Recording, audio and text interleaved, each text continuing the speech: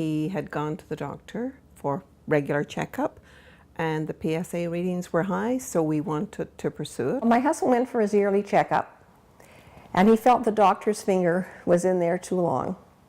He went in, went out again. He said, you know, there's a hard spot there. It's probably nothing, but I suggest you go to see a urologist. He had always been having prostate PSA tests since he was 50.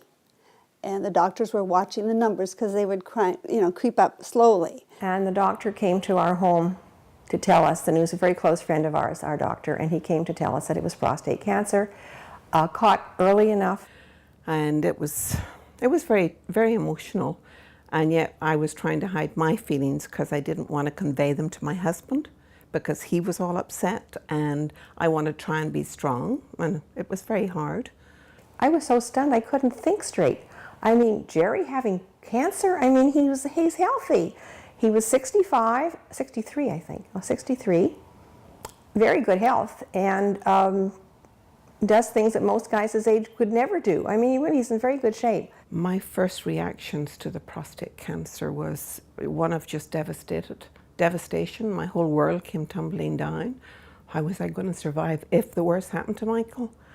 And again, you keep thinking, well, it's not me, so you've got to be strong for the other person. We were just waiting for our children to come for Christmas dinner and stay over with us. And it kind of took the wind out of our sails. And then because of it being Christmas Eve, it wasn't something we were able to discuss right then and there. So it was put off for a few days. You sort of take the bite between your teeth and you go with it, because you know he's going through enough and you've got to be strong for him. So he's looking to you to see how you're reacting, and you have to say, well, I don't want to make him feel worse thinking about me. So it actually made me feel, after the initial thoughts of it and analysing what we were going to go through, I must admit it did make me stronger, because I had to be strong for Michael. Well, the hardest experience at the very beginning would be the fact that wondering how far the cancer is and whether or not it's going to be a lasting effect or a serious effect, and to the end of it. But those are things you can't really control. You just have to face them as they come along. Everyone, when they have something bad happen, why me? Like, I've been good all my life. Why did this happen to me? But we got over that fast. We had to look after it. You can't sit and dwell on these feelings, because it takes away everything else. It makes everything negative. And we had to be positive. You go through a lot of emotions. Why me? Why him?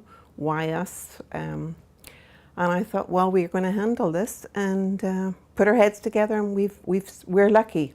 He survived it, and he's doing very well today. I think you're so caught up with the emotion and with the getting it done and looking after it and getting everything, that you haven't got time to really sit down and say, hey, this could be, you just do it. My main fear is the fact that wives never know how long their husbands are going to live.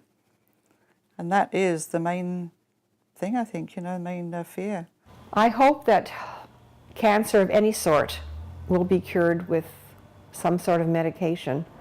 A plant, maybe. I'd be very happy to take a plant of some sort than have to have the surgery, the cut-ups. Our hopes for the fact that prostate cancer will be put out in the forefront more, so that more people will have the knowledge of it and be treated before it is a serious thing on their life.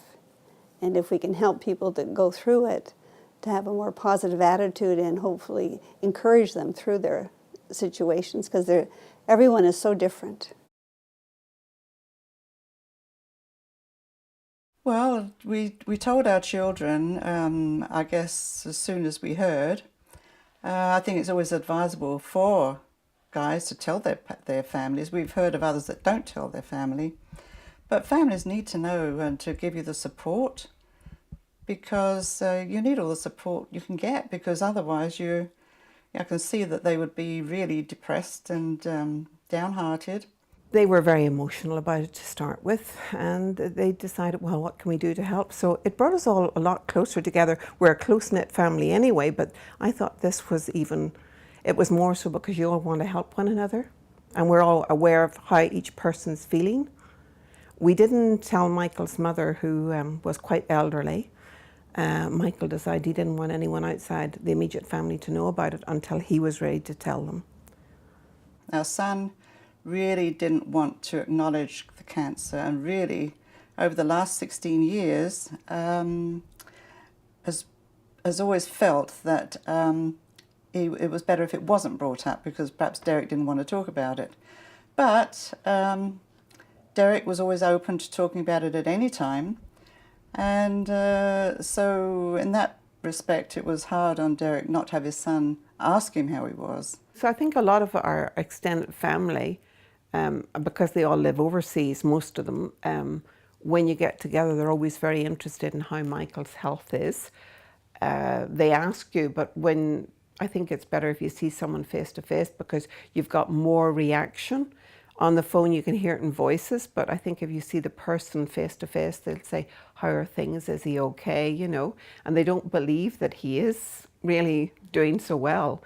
And I must admit, some of the relatives, that because they live in Ireland and Michael had the operation here in Canada, they hadn't seen him for a while, for maybe a year after the operation, and they couldn't believe just how well he did look. And just more, it reiterated what we'd been telling them.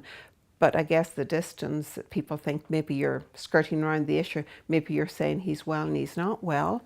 So I think when they actually saw him, they could realize that, yes, what I've been telling them is right, that he is good. And they were relieved when they actually saw him in person.